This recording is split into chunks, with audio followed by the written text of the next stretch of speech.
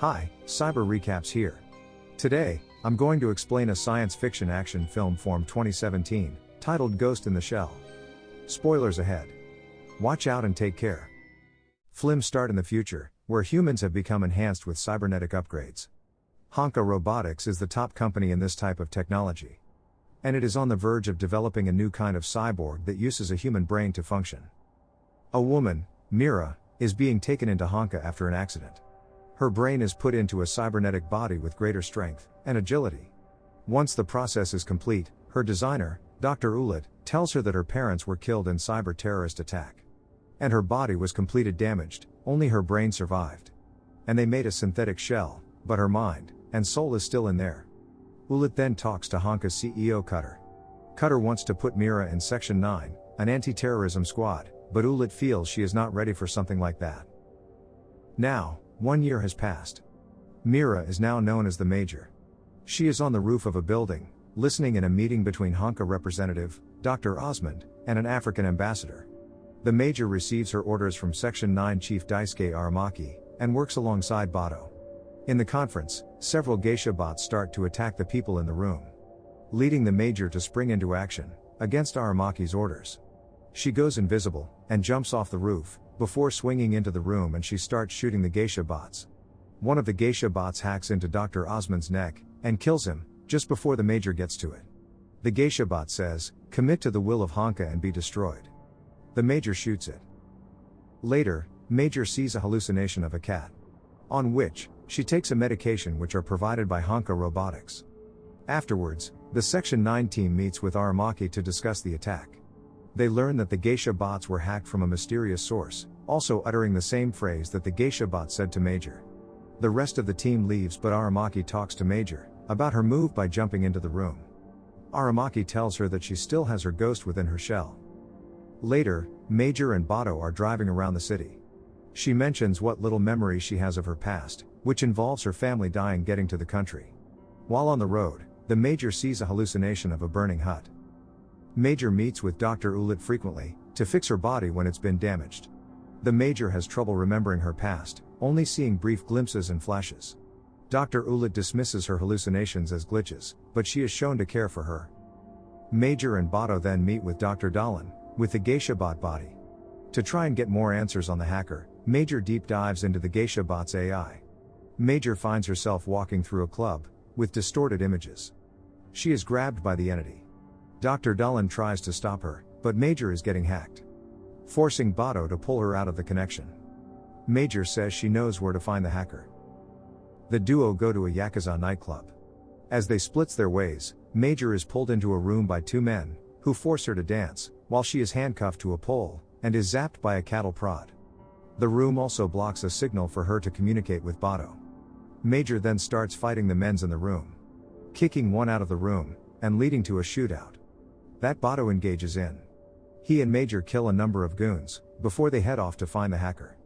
Major again sees a hallucination of a burning hut, and realizes that the room is really a trap. As bomb goes off, she pushes Bato and takes most of the blast. Major wakes up in Ulit's lab. She tells her that the blast blinds Bato, and damaged her body. Bato receives cybernetic eyes to replace his damaged ones, while the Major's body is repaired. Meanwhile, Cutter meets with Aramaki, with anger over the Major doing the deep dive. Aramaki warns Cutter who he's threatening since he answers to the Prime Minister and not Honka. Later, Dr. Dalan is examined the geisha bot body. She finds the file name Secure Project 2571. As she tries to open it, the hacker finds her. She silently takes out drive, while hacker rips her eyes out, just before killing her. The next day, Section 9 team finds her body, and Major pulls a drive out of Dalan's hand, which contains names of other Honka associates, while all of them are killed. The file also includes Ulit. They figure she is the hacker's next target. Scene shifts towards two sanitation workers, taking their meal. The hacker gets controls over them, to ram their truck into Ulit's car.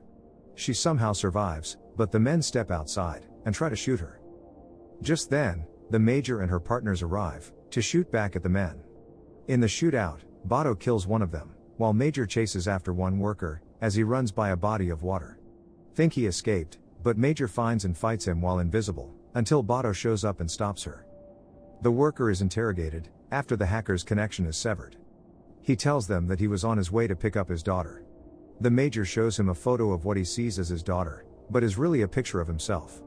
They determine that the hacker placed fake memories in worker's head.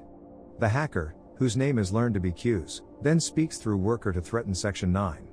While Togusa traces the hacker's signal to a hidden location, making worker jump to hang himself with the cable around his neck. Later, Section 9 members reach the location of Q's. They enter a room and start shooting at them.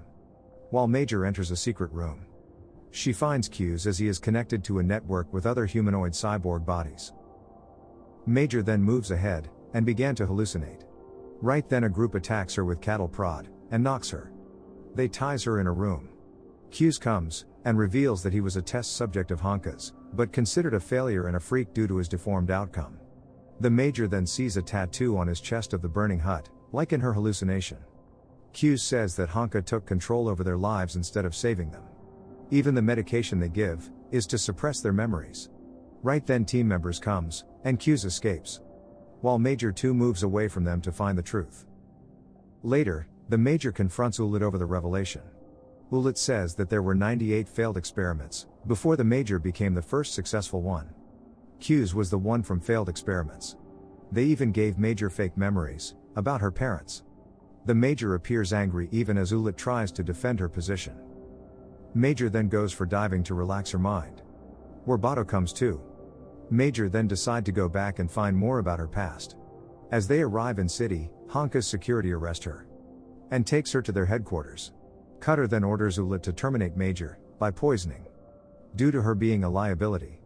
As Major undergoes the process, Ulit, instead of terminating, she gives her an address so she can find answers for herself. Ulit lets the Major escape. She knocks the guards in her way and escapes, while Cutter shoots and kills Ulit in retaliation. And Cutter reports to Aramaki that the Major killed Ulit, and that she must be terminated. While the Major follows the address, which turns out to be her old home. Her mother is there. She doesn't recognize her. Her mother have believed that her daughter ran away and was killed. The Major's real name was Motoko. Her mother does sense a familiar look in the Major's eyes when she looks at her.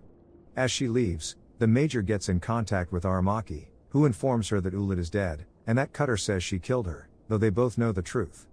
They let Cutter listen in on their conversation as they plan their next move. Cutter then sends his men to kill Section 9 members, but Bato, Togusa, and Aramaki all survive, and kill their attackers. The Major makes her radar public, for Q's to find her. While following her memories, she reaches to a hideout. She meets with Q's, which resembles the burning hut. They learn that Q's real name was Hideo, and they were originally against augmentations with humans and cyborgs. Q's then tries to convince her to get with him. Just then the hut get blast. The blast hits Q's and damages him severely.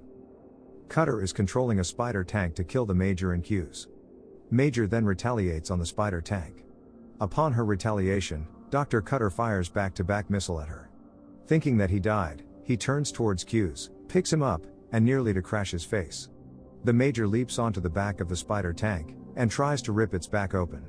She uses all her strength, causing her arm to rip off, as she destroys the spider tank. Major falls down, and Q's crawls towards her. Q's again asks her to come with him, but she rejects. While one of Cutter's snipers rides on a chopper, and shoot on Q's head, eventually killing him. Whereas, Aramaki sends his own man, Saito, to take down the sniper's chopper to save the Major. Bato recovers the Major, who is still alive. Aramaki then corners Cutter after having spoken to the Prime Minister. Aramaki contacts Major and gets her consent to execute Cutter. He shoots him 3 times, as he falls into his own pool, and dies. The Major visits her own grave, with her mother, who now knows her daughter is still with her. At last, the Major's voiceover states that she knows there will be more like her, but she knows her enhancements do not define her. She then leaps off a building to her next mission.